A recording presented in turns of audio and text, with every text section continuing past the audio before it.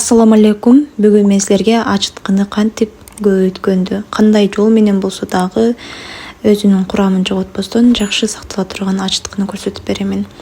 Алгач ушундай ачыткы керек. Менин муздаткычта 3-4 жумадан бери турган болчу бул. Үстүндө суу уюп калыптыр, бир аз төгүп койдум дагы.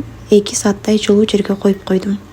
Узак убакытка чейин муздаткычта сактап койсоңуз болот. Камыр ачыттардан алдын 6 саат алдын муздаткычтан чыгарып, ушундай кылып 2 саат жылуу жерге коюп, үстүнө дагы 4 кашык суу, жылуу суу болуш керек, 4 кашык унду кошуп аралаштырып, дагы жылуу жерге көбөрткөнгө коюп коесуз. Ачыткыны муздаткычта сактаганыңызда бош аба үчүн бош орун калышы керек. Ушундай табигый ачыткы менен жасалган камыр нандар, борсокторду жасап бүткөндөн соң көп убакыт кармабастан же жылуу жерде кармабастан тез жабуу керек. Пирожго караганда ачыткы пайдалуу.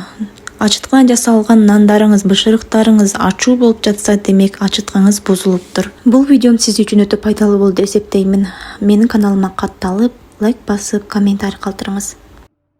4 кашык жылуу суу, 4 кашык унду кошуп ушундай аралаштырып, дагы 2 сааттан 4 саатка чейин жылуу жерге коюп коебуз. Мен көбүнчө айнекке коюп коем. Күн тигип сон болуп турган болсо, терезеңизге койсоңуз болот. Ушундай болуп ачып чыгат.